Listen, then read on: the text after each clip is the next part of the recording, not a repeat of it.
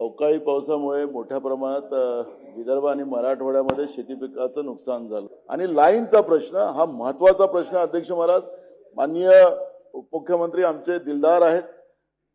त्यांनी आता आणलं तर ते 12 तास नाही 24 तास पण शेतकऱ्यांना शेतीच्या पंपाला विद्युत देतील आणि हे झालेल्या नुकसान भरपाईचं तातडीनं मदत करणं हा त्याच्यातला एक महत्वाचा भाग आहे. अध्यक्ष महाराज, अध्यक्ष महोदय, खरं म्हणजे स्थगनवर असं उत्तर द्यायचं नसतं, पण नानाभाऊ प्रदेशाध्यक्ष असल्यामुळे आणि विषय महत्वाचा असल्यामुळे तात्काळ त्या संदर्भातले आदेश दिलेले आहेत आणि नुकसान भरपाईची जी काही त्या ठिकाणी म्हणजे नुकसानीचा जो तक्ता आहे तो मागवून घेतलेला आहे आणि अशा परिस्थितीमध्ये नानाभाऊ आपण स्टँडिंग ऑर्डर्स प्रमाणे तात्काळ मदत करतो, त्यामुळे ती मदत निश्चितपणे करण्यात येईल. फक्त आपल्या माहितीकडे सांगतो की आता नानाभाऊ आता आपण आपल्या अडचण अशी आहे की NTPCचं 1000 मेगावॅट आपल्याला जी वीज मिळते ती त्यांच्या काही कारणाने तात्पुरती बंद झालेली आहे, त्यामुळे थोडं डेफिसिट निर्माण झालेलं आहे. ती वीज त्यांनी आपल्याला सांगितलं आठवडाभरात ते रिस्टोर करतील.